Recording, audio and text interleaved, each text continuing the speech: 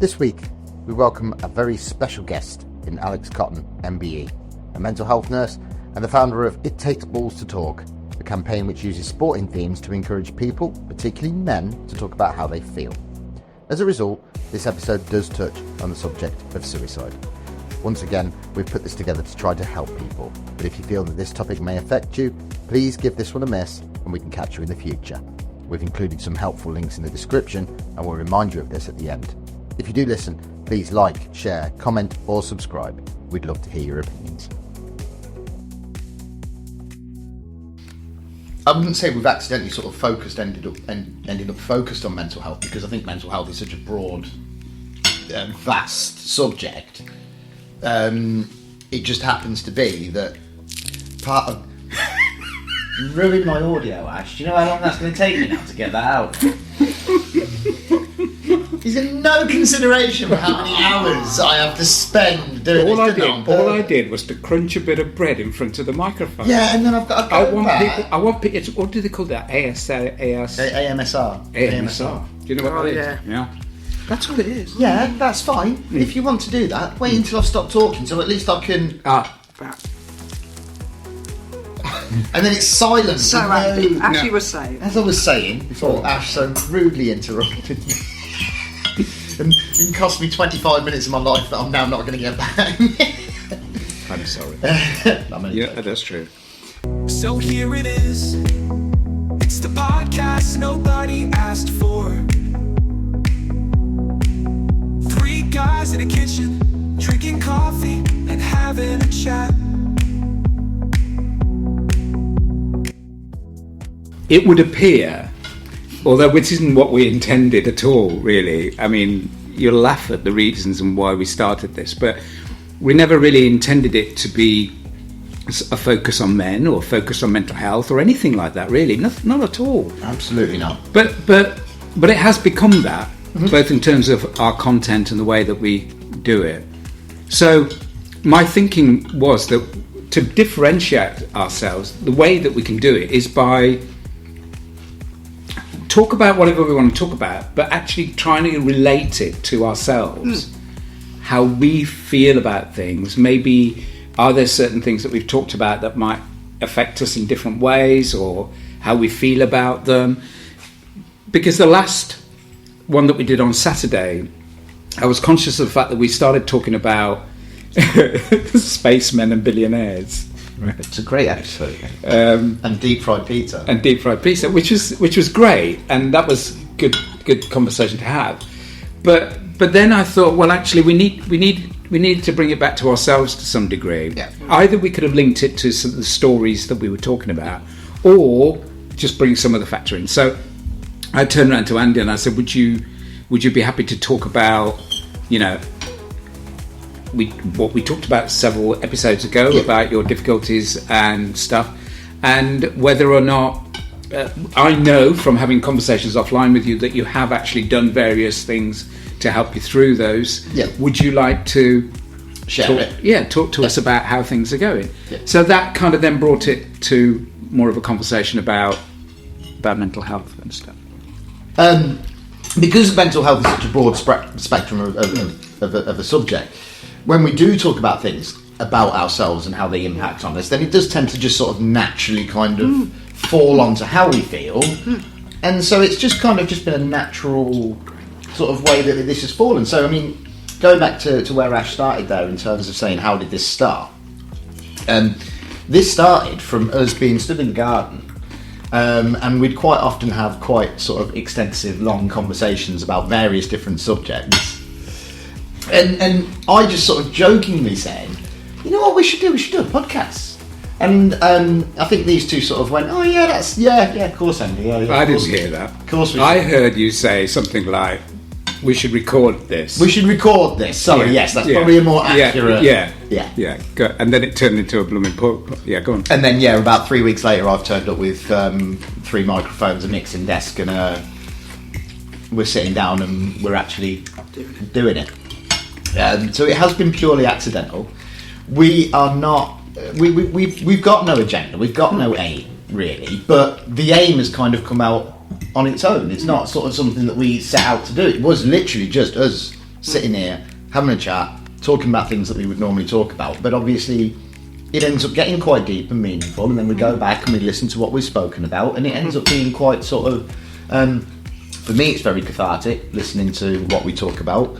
And, you know, as we've shared it, and as people have started listening to it, we think that actually some people may have been impacted by what it is that we've been speaking about, which has been a very interesting development.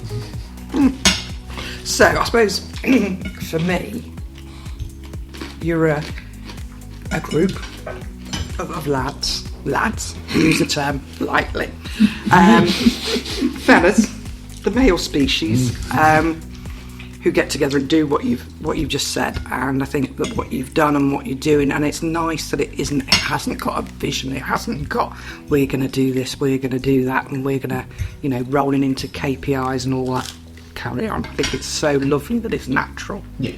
And if it's not natural, people can tell. For me, I'm going to be very selfish. Very, very selfish. I've got this new concept, which I'm naming emotional fitness plans. Okay. So what I'm looking to do is, when you join a gym, you know that you kind of have your metrics of what your muscle mass is, how fat you are, how thin you are, how many press-ups you can do, and what's the equipment and all that kind of carry on. But is there, what I want a way of doing is a mental health check. So what keeps you well? So I suppose what keeps you as individuals, what keeps you well, what would you do if you felt low? And I have a concept called, it also has the concept listening mate. I just want to have a conversation of what do you think that could look like?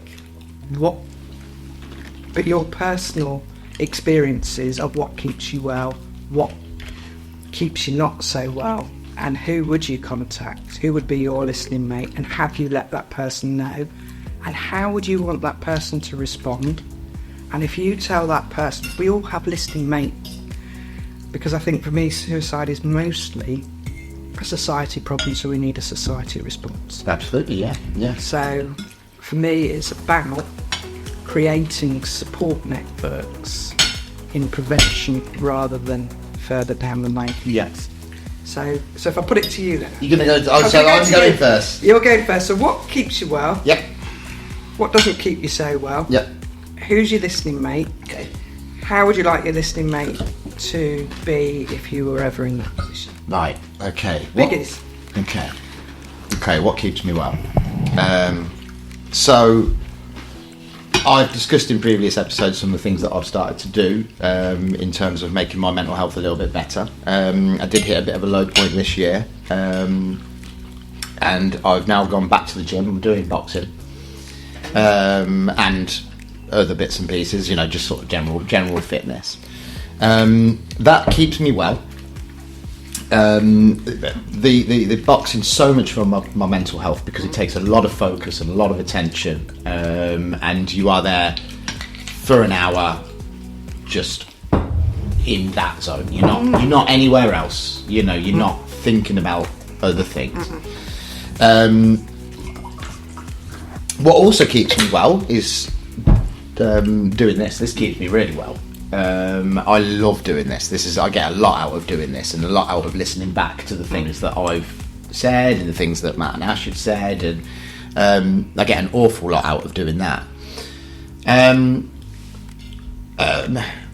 Work is good for me as well. Yeah. Work is really good for me. Myself and Matthew, we work together, so we're now on hour 10 today. Now are we? And we've spent about 10 hours together today. Yeah, we normally do. Yeah. Oh my god. I was going to throttle him this morning, but that's a different. More than a marriage. Yeah. No, I was just winding him right up. Yeah, he was in one of those moods this morning. It was irritating. So those are the things that keep me well. Oh, I've got my dog. My dog keeps me well. My dog keeps me well, to an extent. What definitely keeps me unwell, the primary thing that keeps me unwell, is alcohol. So we established a few weeks ago that essentially, I am an alcoholic. I don't drink during the day. I don't go to work and sneak off and have a drink. But once my day is finished, once everything's done, I drink, and then I just drink a lot, and then that then takes my mind to, more often than not, for that brief moment, it perks me back up again. Yeah. And I feel I'm okay, and then I'll carry on drinking, and then I cross that line into feeling bad again, and then I'm just drinking to the point where I'm just going to go to sleep, and then I'm waking up the next day and I'm feeling crap again because Nothing's changed. And so that, for me, that is my number one thing that makes me feel bad. And have you managed to overcome that? I'm in the process at the moment. I'm going tomorrow to a workshop, an addiction support workshop, which is going to be the first time that I've been there. It was probably... So to give you some idea of how far down the line I am on this, it was 5 weeks ago yesterday that I made the phone call to Ash, who was the second only person that I picked up the phone to, and I think I started crying, didn't I, when I was on the phone? And I did. He was crying when he saw my name come up. He was like, Bloody hell, that's him again. And it was the hardest thing that I've ever had to do, was to phone up Ash, pick up the phone. You were out for a walk, weren't you? I was in the Cotswolds. You're in the Cotswolds.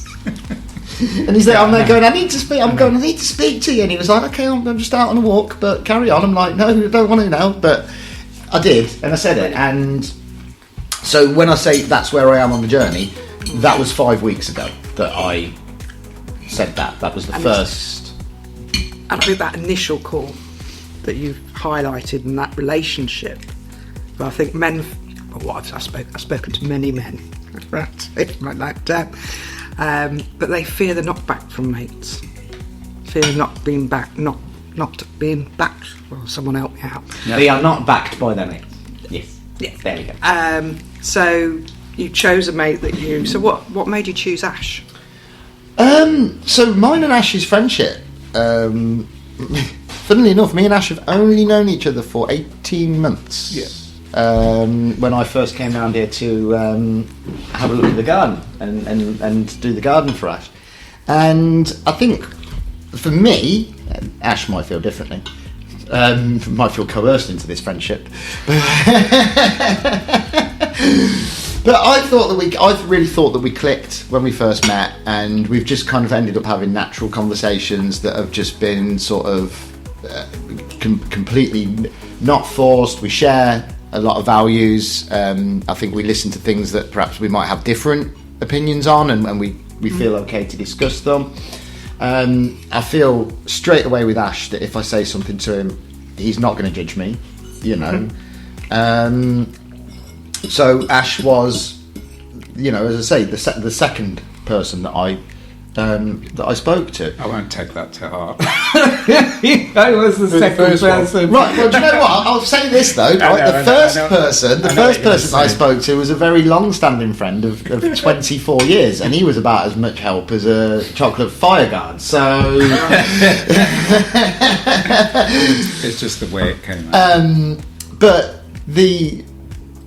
what I did find, and you've said about what you expect, what you want from your support group, what you want when you open up and when you speak to people, and what I would like to say about men talking is that I do think that we find it hard to start talking, but I do think that once we start talking, we are very, very open to conversations. I feel that men are very open to those conversations. Once you crack that bit, when you first start talking to people, because since then I've spoken to lots of people, not only men, women as well. But in terms of men talking, men that I've spoken to have just been absolutely incredible. Just the support, the non-judgment that I've had from everyone, the offers of help, people dropping me a message or a phone call just to check up and see how I am, and something that once you start, they start talking about things themselves as well. And I think men don't find it difficult to talk. I think we find it difficult to start talking. I think that, for me, everybody may be different, but for me, I feel that we find it difficult to just get to that point where we are open. But then again, also that being said, I am very lucky in the support group that I've got. You know, I've got some really great supportive people around me who are prepared to listen to what I've got to say, who will check up on me. Not everybody's as lucky as that. So if I didn't have that, where would I go? I'm not 100% sure. I wouldn't know really where to start on that. I mean, for anyone listening, there is a new call for action, or a part of the NHS that's just rolled out nationally, that if you're ever in distress or you feel that you're low in mood, you can ring 111, and 111 then option 2 takes you through to mental health, and that will go to the local area where you are, say by phone, and a mental health professional will speak with you. So I think that, you know, I think we've suffered in this country of where do we go, and people leave. I think men, having, you know, been a nurse for 32 years, it's the experience of men don't feel that they're bad enough to kind of contact, so they put it off, and it's the putting it off, and it's prevention that we want. That's the key. And I will agree with that. I suffer with my mental health, but I will definitely agree with that. In terms of, as I've said to you guys before, you know, in terms of I hit the drink, you know, and that's putting it off. Yeah. That's a way of putting off dealing with it, is just by drinking, and then eventually, by the time, you know, all of a sudden, you know, what you're doing and going home and having a couple of beers and what you think is manageable, all of a sudden, drink gets so many. It just becomes. Before you've realised it's no longer manageable. You've crossed that line into what is manageable, and you know, I think you're right in terms of putting it off. I think men do put it off. We do put off talking in that sense. But I think what you said was that it was the message, it was the phone call. Yeah, that's so invaluable. So that, not checking on, but checking in. Yes. That's how it felt to you. Yeah. So who would be your listening mate, and what would you say to that person? Or what could you say to kind of people to get that kind of conversation started with other men starting here? Well, I talk to these guys. These seem to be my sounding board straight away. You know, these two are my go-to, you know, people that I can speak to. As I say, you know, I feel like I can discuss anything. You know, I don't feel as though I'm going to be judged on anything. Matthew judges me quite a lot, but, you know, I ignore his judgment. In a good way. Occasionally. Sometimes you need that judgment. but in a way, real life. that this kind of combination has come about kind of almost by chance. Yeah. Largely. I know you guys work together and what we've managed to do.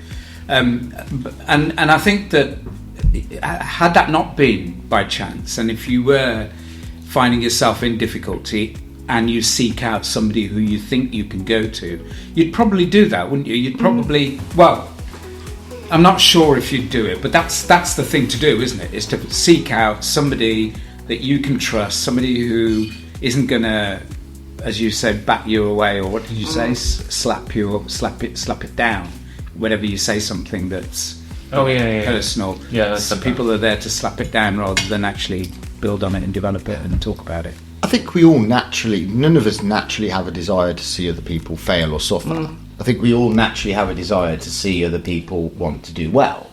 I think sometimes that's the other side of it, is if, for me, if you're on the receiving end, so if somebody was to come to me and need help, when you're on the when you're the one who's being asked for help, sometimes you're not sure that what you're saying is going to be adequate enough. Is it good enough? That what are you saying? Is it going to be good enough?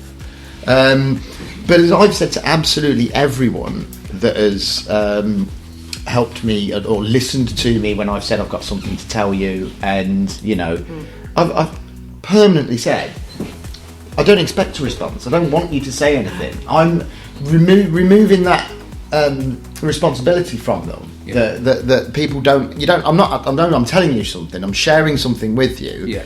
I'm not expecting you to do anything with that. I'm just simply It's telling you. offloading. It's letting it off your shoulders. So as a listener, I think that's important that we understand that when we're sometimes when we're listening, we don't have the answers. We don't have the answers. Mental health professionals don't have the answers. Nobody has the answers. But by talking and sharing, that's where you can get to that point of a little bit more understanding of where you are in your head. I would also imagine that because you're doing these podcasts and that you speak so eloquently, darling, that's your Thank you kindly. destination about your mental health and your challenges and how and your response, that other people will come to you. It's the new gay, darling. If you're coming out as I've suffered from, I'm overcoming this, people will be coming to you. And again, it's you acknowledging that you haven't got the answers, but it's these, and it's the sense of relief that Ash said, that it's off your shoulders, and it's not about fixing you just say things. it's the ears, because on the podcast holding your ears. Oh yeah, works yeah, very well. No one can see what you did there.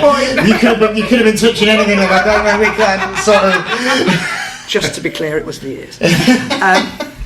So Matthew, I suppose what So would to be you, down to you? Wait, what was the questions? Run the questions again. Run the questions at me, Okay. it's easier. What keeps you well? Doesn't keep you so well? Who would be your listening mate, and how would you like them to behave if you contacted them? Right. We'll start with one. What keeps you well? I don't know if I'm going to give you the answers that you want, because I don't want any. I'm all good. Great, brilliant. I don't know what keeps me well. I just keep going. Okay. So there's no thought process of this keeps me really great, or up or whatever. It's just life. Have you noticed anyone? Has anyone else noticed what keeps Matt well? I'm just flat. Oh. I am a very flat person. I'm not a supremely up But or a other people supremely you down. might not have noticed. I don't know what. Hang on. So what does keep me off? Spend 40 hours a week with you. Go on then. What does keep me off? Because I'm not sure. Yeah, I know you're not, are you? I don't. You never have been. Alex. I don't know. I just don't think in these terms. I think. Yeah, that's fine. But I think other people then. might be able to think for Go on you. then. I think maybe I can. I think. What keeps me up? So what keeps you up is a lot more. You come into work and you've got somebody there that you talk to, and you talk to me. You talk to Les, who we also work with. You engage in conversation. You say you don't like talking to people, but you engage in conversation with people that you don't even realise that you're doing. You come back, you speak to me, you get something out of it that I don't think you realise that you're getting out of it. I don't think you realise that you're getting something out of it, because when you go out and you work on your own, and then you come back in and you speak, you were on your own yesterday. Yeah. And this morning he comes back in and he speaks to me, and he's like a little. He's like a coiled spring. He's missed you. He's missed me. Yeah, he's missed talking to somebody. He went. Yeah, let's not go too far. No, I'll go even further than that, because last night Just wanted to wind you up. No. Because last night, Matthew, I went to go and see my mum, and Matthew. No, don't say because he cares, because he wouldn't have known where I was. But Matthew phoned me up, and he was on the phone for 15 minutes on my drive back. Rant. But you still did it. Yeah. I suppose. And he was on the phone because his fiance Beyonce had bought a chair that was too big for the flat, and he was on the phone to him for 15 minutes. You're gonna have to edit that. Why? What do you think? Even she thinks it's too bloody big. Yeah, I know, but you don't want me ranting about it. Oh yeah, I can't include that, can I? No. Hold on. Ranting about something, the weather, cars in front of him, nothing at all to do with sofas or anything that he'd been to go and pick up at all. Cool. Yeah. Okay. What was the second question? Second question, or the second inquiry for conversation, is what makes you not so well? What activities do you do, or noticed? Have you noticed? Or are you unaware? Maybe sitting still. Sitting still. That's the only thing. I Are need you- activity. I like activity, even if it's nothing.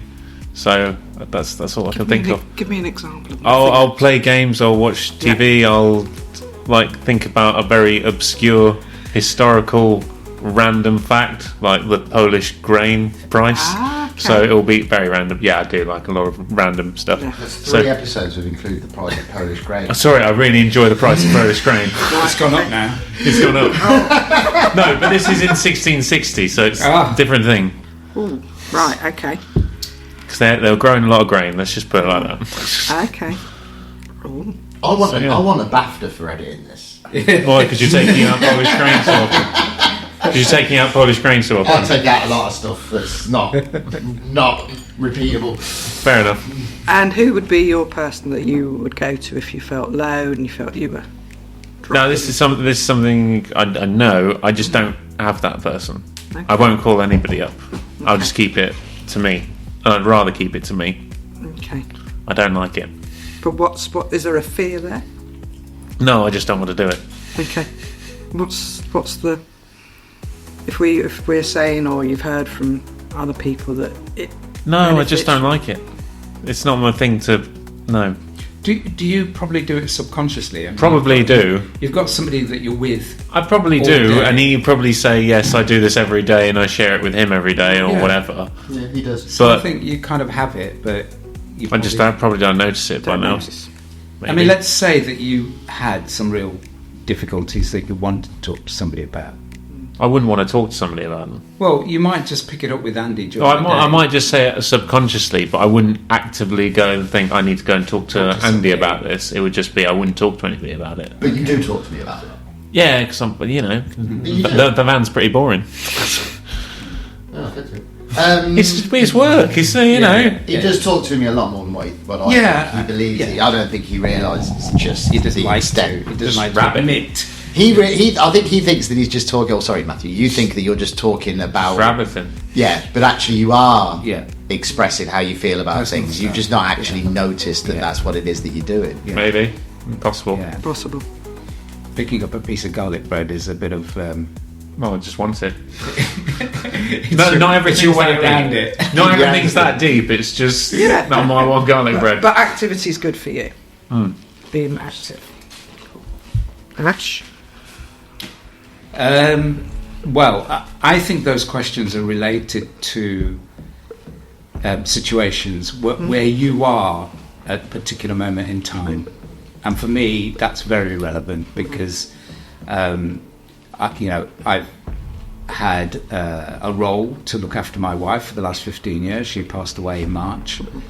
If you'd have asked me this question, 5-6 months ago, the answer would have been completely different.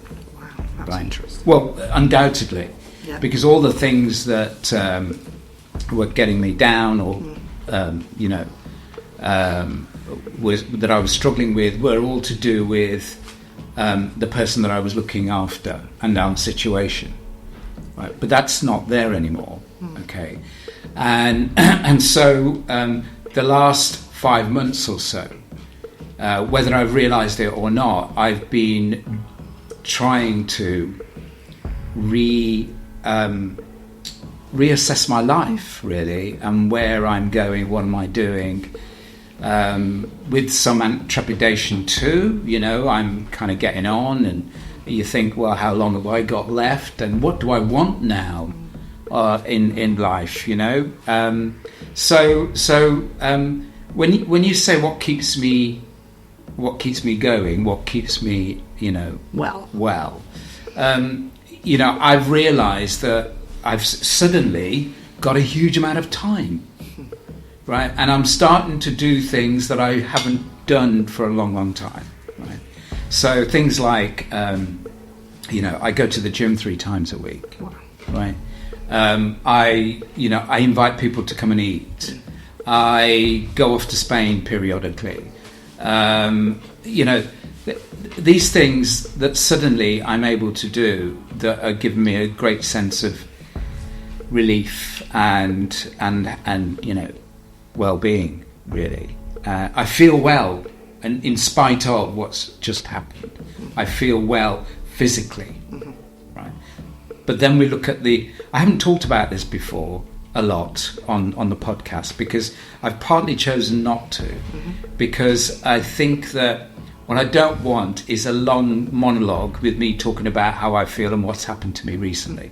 What I've decided to do is to introduce it in topics that we're talking about. So if it's relevant to the topic that we're talking about, I'll bring it up. So we did that, didn't we? About things to do with... Well, you asked me about grief at one point. How are you dealing with your grief? Yeah. So I brought that in and we talked about it then. So I haven't really talked about this, and we might kind of delve into it at some point in the future. But in terms of what gets me down is memories of my wife. Right? And I have a reel of photographs that are on that screen, and I can stand there looking at them for ages, because it just wells me up, to see that face and that person and that amazing person that I've lost. So I kind of deal with that. For instance, on Sunday, I went around the park. I was listening to a playlist that I put together that's relevant to us, so it's kind of our playlist. And I know that every time I listen to it, I'm going to break down, but I do it because I want to do that. I want to break down. Agree. I want the feeling of that intensity of loss, because I don't want to forget it. Do you see? So I break down. I found a way of... I'm trying to get a bench put in the park so I can go and sit on the bench, in memory of my wife. But that's taken a long time. But I've managed to find a bench outside the Belvedere nursing home, which is where Anne was before she passed away. And there's an amazing connection of that place, because that was the last place that she was at. And the bench is underneath the room that she was in. And I sat there for ages and I just bawled out, really. I mean, I just couldn't, I couldn't hold back on that. And so those are the things that it's a kind of two-way thing, right?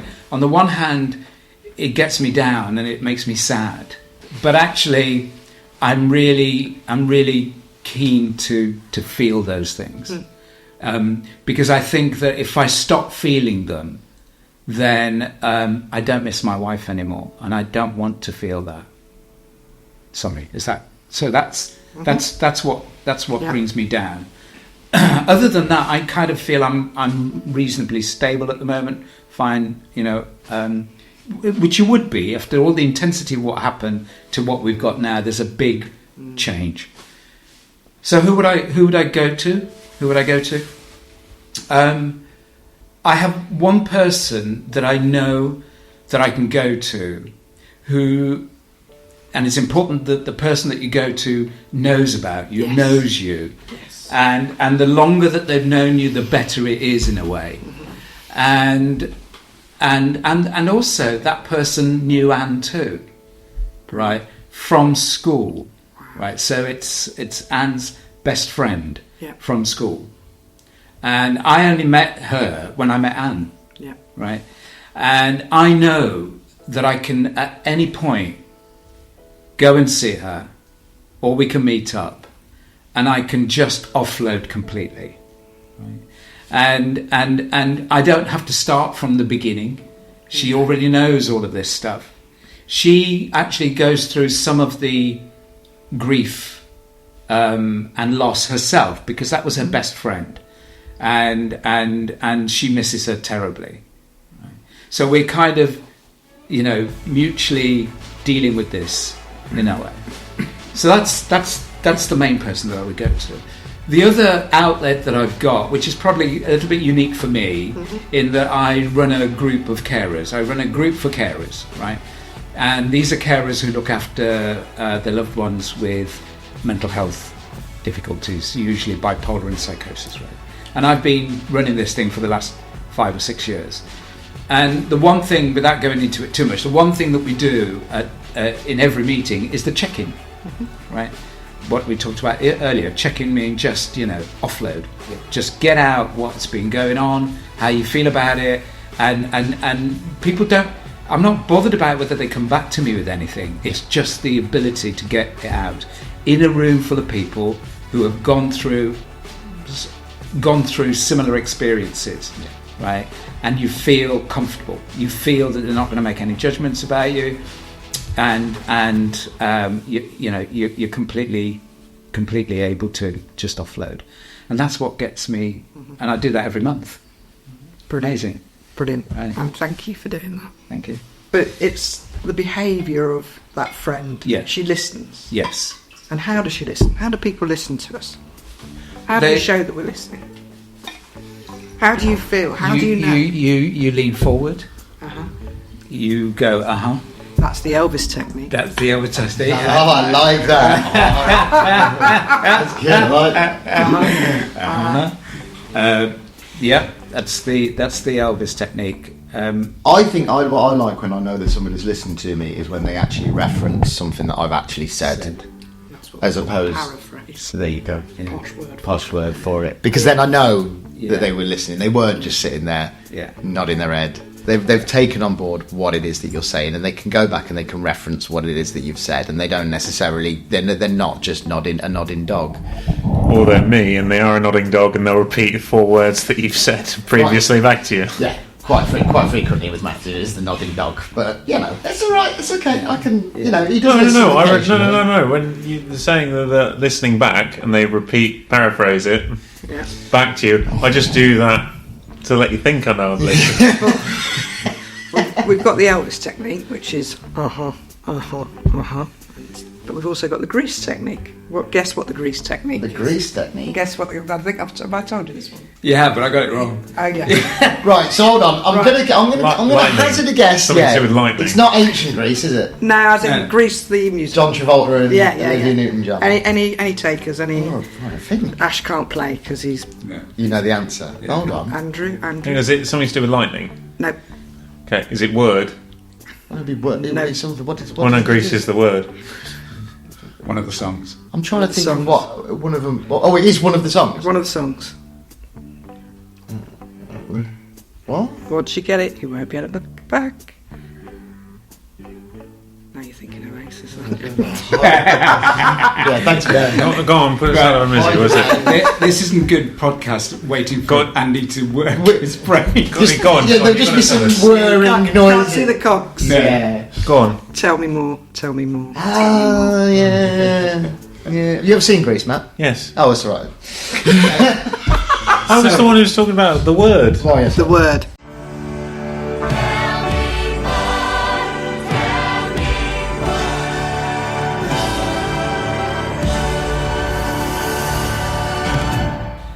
And I've always also felt that, I suppose if there were any issues, I would talk them over with my wife, right? When she was okay to do that.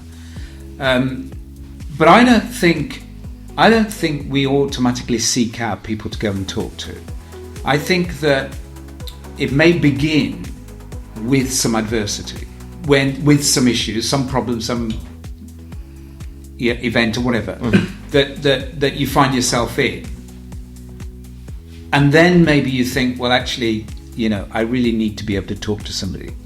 And I think I said to Matt when he said at some point about, I don't talk to anybody about personal things because they'll just slap you down. And I thought, well, okay, I think it's important to seek out people that you can talk to, right? And they just need to be. Quite often, they may not be family members because that can become personal and stuff.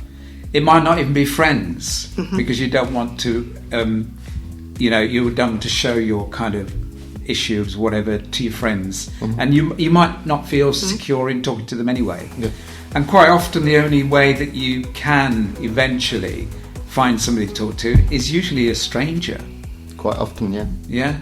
And that could be, somebody you haven't not met before because you feel securing offloading, because there's no baggage, there's nothing that they know about you. Yeah. You can just completely offload, and they may be able to respond with some advice or help or whatever. That might be somebody. Yeah. Or you go professional. You seek professional help. Yeah. So if I give you a leaflet, a leaflet is only as good as the person who gives it to you, in my opinion.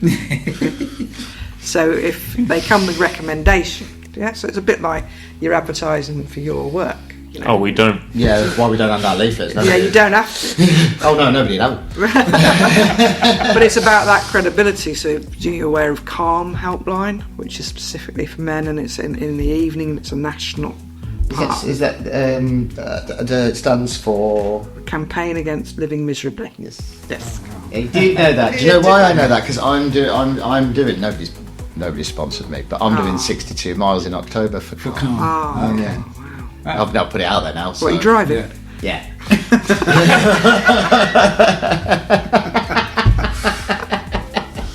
Sorry. I like that. That's good.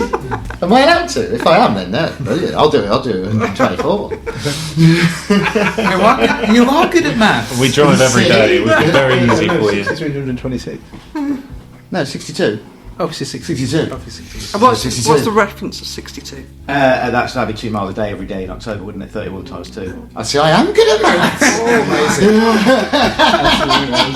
What's the root square? I don't know. Right.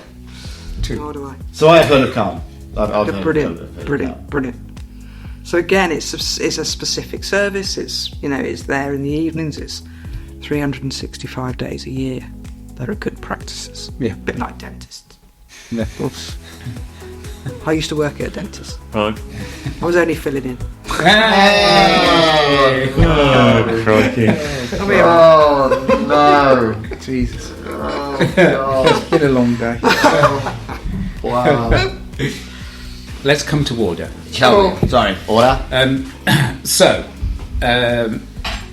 Alex, you've had a chance to chat to us, and you've tested your emotional Fitness plan, which is great. I like that. And if I could have you do see a written version and give us guidance on that, I'll be asking a lot of fellas to kind of give guidance on that.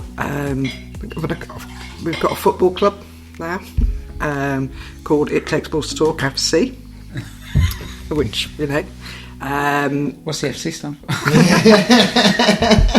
can't repeat that.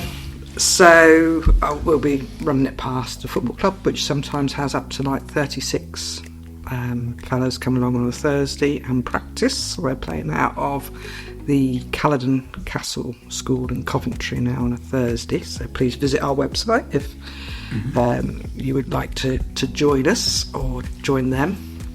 I'm just I want to get it right.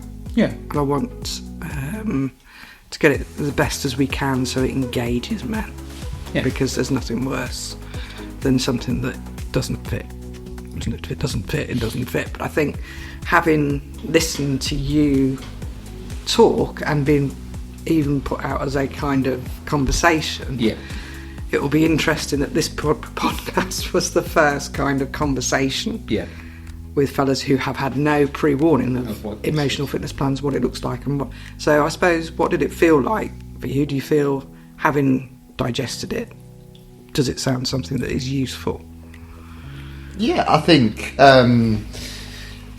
So when you've got the football team,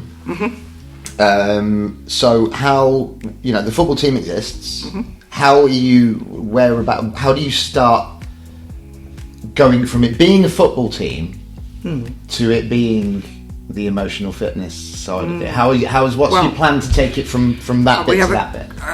So I don't manage the football team or have anything kind of. I have contact with the football team and have.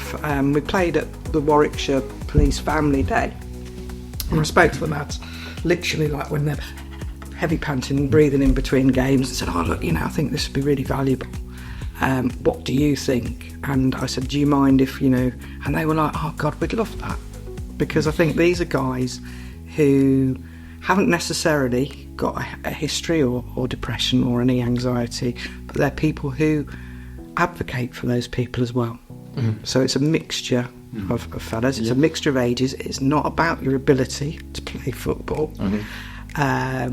You know, I think Tommy, who's a broadcast musician, said sometimes they couldn't even catch a cold. And so it's about that camaraderie, and I think men do really well doing things together. And I think sport is a doing thing. I think DIY. I think that, you know, I'd love that we had a repair shop in Coventry that you could bring stuff into repair, but also you could be looking to repair yourself. So you could actually be accessing a service by going in. I think it's that first contact. Is something that, and men doing stuff. We're doing 2 weeks of back-to-back starting conversations at Warwick Arts Centre from the 16th of November to the 30th of November. And I'll be offering, we've kind of thought of, if someone completes an emotional fitness plan, Warwick University Gym will give them a free day pass.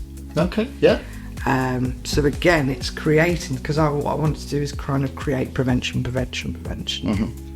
And for me, it's going back. We need to get back before we look at forward part. So, you know, my role and my job has given me the best kind of satisfaction that any job could do. And I know that you spoke about materialism, and I think that when you have a job that gives you such a reward by helping people, and I call them my ka-ching moments. Yeah. And I had a ka-ching moment today, and that's what it makes. So that's your up. Oh right, you're firing it back down. Let's turn it around. Let me think about a beekeeper. So what doesn't make you? I suppose I'm the same as you, really. I was obliged to like a few drinks now and again, and I think that I acknowledged that once popped I didn't stop. Yeah. And really had to kind of put a lot of effort into reducing my alcohol intake several years ago. I think alcohol is a drug that's socially acceptable but is kind of one of the most addictive, and I think that alcohol has a lot to answer for within the UK. We've touched on this. We've not talked about it on the podcast, I don't think, but we've touched on. You just said then about it being socially acceptable, and in terms of men talking, and I've reached out to quite a few people, and of course, you know, they said, "Oh, we'll go and meet up. You know, we'll come and have a chat. Where do men meet up?" And it's a bit of a, you know, it's like, got a problem with drinking, but yeah, should we go out for a beer? Yeah, I can't, can I? You know, it's sort of, and it's, but as you've said then, and I'm not going on about alcohol because that happens to be my thing, but the trouble is with alcohol, it's not, for me, it's not like, cocaine or heroin or stuff like that where you go out and you physically have to buy it. I go into the shop for a bottle of water or a packet of crisps. They give you one. And there's alcohol there, isn't there? Yeah. Me and Ash, when we went to the theatre that we spoke about, you walk in, it's a bar. You know, I didn't go out that night intending to have a drink. No, but it was there. And I think what Alex is talking about is providing a different environment for men to meet. Yes, exactly. Yeah. Which is what which is what. So, who would you seek to go to if you needed to talk? And I mean, for me also, I think the lived experience. So if I wanted to give up, which I don't, because I don't need to now because I'm in moderation, is if I wanted to give up my Merlot, I'd go to someone who's already given up their Merlot. Yeah. And I think that lived experience of going through something is someone else's roadmap. Yeah. So what was it like for them? We're not all the same, so we don't all fit into that. It's going to be the same for you, but we can take bits and positive bits of what it was like for people who have had to not take alcohol anymore. Yeah. Because is alcohol actually self-medicating? Is it a way of emotional regulation? Is it, is it keeping you company? Is it loneliness? Is it loneliness within men? And is that why? And I just think that tonight we've we've cooked and connected, haven't we? Well, I've It's about- cooked. Yeah, I've cooked. I've connected. And you've connected. Yeah. So, I don't know how we want to conclude this. We've thankfully got Yeah. Alex to talk about the fitness plan. Actually, Yeah. Emotional We can fitness. finish. And you've talked about it takes balls to Well, talk. I could give you a little history of. Yeah, and I've got a question to relate the podcast back to you in a minute. So, Terrifying.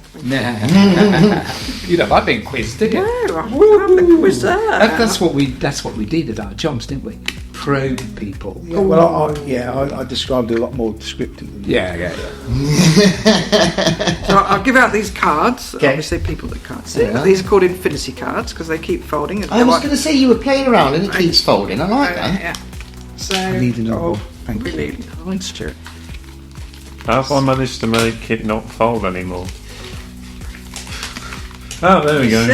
You see. Now these cards are what we give out at football matches, rugby matches, the sporting events that we go to. And I think we did the foldy card because actually the fellas want to know how the card works. Yeah, I want to know how the card works. And so they stop. And then we can have that brief conversation with people. You know, we're here today. We're about mental health. It takes balls to talk. Trying to encourage men and people who care about them to speak out and say how they're feeling. And would you know, kind of the conversations that we've had tonight about the emotional fitness plans. But what's on the back, if we look at the rear of the rear, when we lose someone to suicide, there's a coroner's inquest. And so we know from those inquests that the coroner looks at what's happened in that person's life in the past year. And these are the main parts of the social situations and symptoms of depression as well, but loss or bereavement, relationship breakdown, financial problems. You know, we're in the middle of a cash crisis, financial crisis. And then there's the feelings of being a burden, or, you know, not that depression, that negative automatic kind of thoughts, but also injury and pain. And so, and not just the professional footballers. If you know someone who's, you know, been active and then is inactive, it's just kind of that checking in and reaching out to those people that you know are going through that. Again, it's prevention.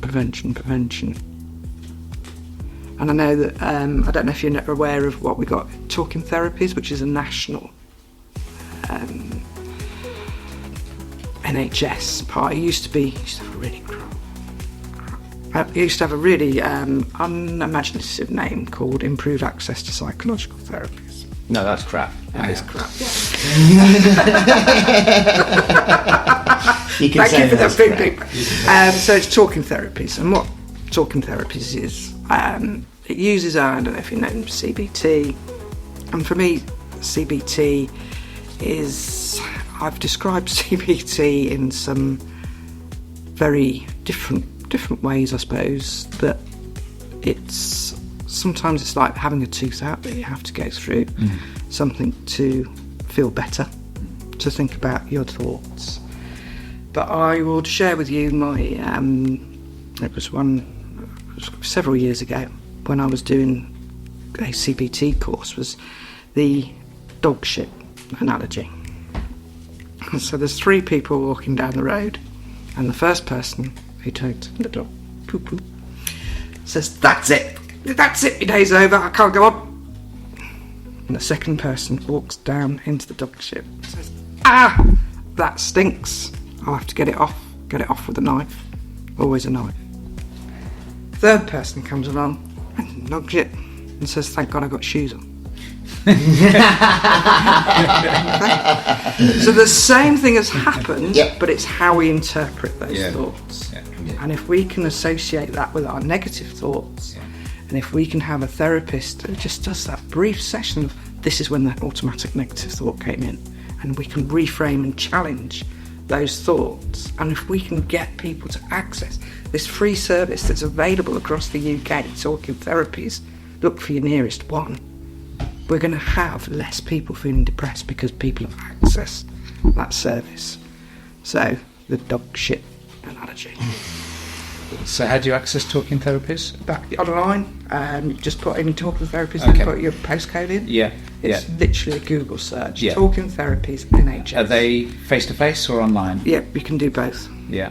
And are they well resourced? Do they have enough? Yes. Do they? The waiting list, will depend on where you Yeah, are in the where you country. are. Yeah. Also, I don't know who thinks of these things, but we had the bin feeling down campaign. Yeah. And we had it on the bins. not BIN, yeah.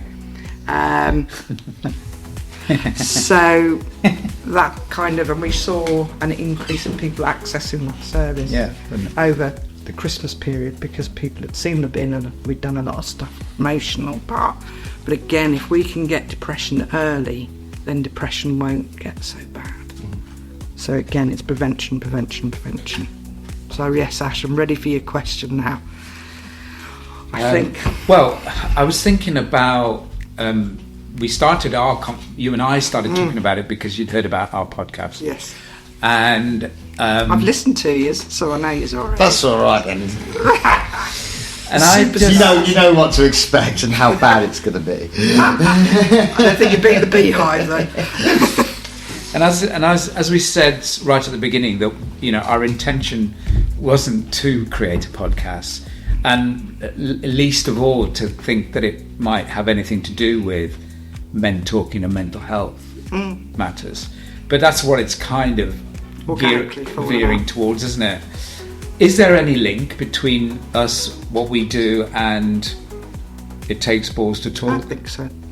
And is there any kind of physical way that you feel that can be something that we look at? I think to have your feedback, obviously we've talked about emotional fitness plans, but Andy's Men's Club, I'd like you to go away, research Andy's Men's Club.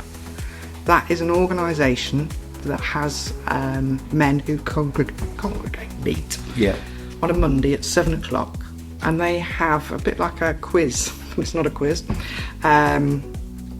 It's discussions, a bit like what you said in Hinckley or where you're from. It's men just chatting, and it doesn't have to be the deep and meaningfuls. But I'd like that the 3 or the 4 or however amigos you've got, go to an Andy's Club. And Mandy's Club. Yeah. Could we have one here? Could we create one of those here? Because they've got the bottle, it's off the shelf, and it works. Okay, yeah. I'd like to hear about your experiences of what makes you feel well.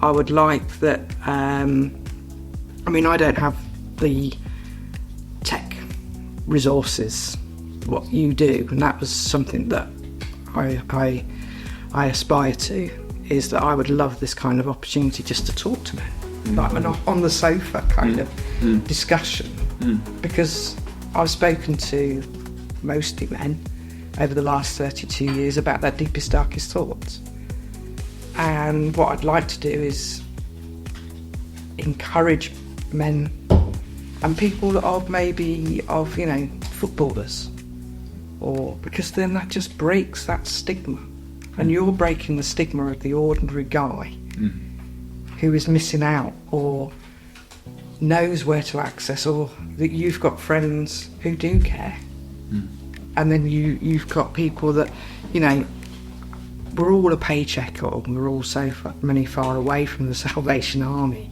And I think it's about bringing a community together. I think that COVID brought us together. There was no increase in suicides over COVID. And everyone that you kind of talk to say, do you think there was an increase? Oh, because actually we came together as a society. So I think that connection, I would love that, that we get to talk to more men. Saying that, there's also what you could take away, another takeaway. So you've got the Elvis technique, you've got, what's the Greece one? Tell me more. Tell me more, thank you. And then there's... Stuck on my pet rat. Or the bee. The other one, I've forgotten it. Hold on. The other one is Dun, dun, dun. Hashtag ask twice. Right. So, we know maybe Dave is a police officer. I work with the police. We know Dave's lost his dad. And we ask Dave, "You're right, Dave?" And Dave says, "Yeah, I'm fine." Now, that's the biggest lie in the UK and the most common. Yep. I'm fine. If you say to Dave, "Dave, I understand that you just lost your dad. Are you sure you're okay?" By asking and showing, having the knowledge of what's just happened to Dave, Dave is more likely to open up. Yeah. So hashtag ask twice and think about the example of what's going on in that person's life. Because we've done that. I'm really proud that we've done that with the police who, go maybe potentially from one trauma to another. And maybe they've been feeling fine. And then you just go that a little bit more and you get so much more back. Thanks for listening this week. It may have been a difficult listen for some. If you need help or support with any of the issues we've discussed, then there's useful links in the description. Alex will be back with us next week, and we'll also be joined by Ash's friend Stu, who will discuss the things that keep him well and not so well. Remember to give us a like, share, comment, or subscribe. Have a great week, guys.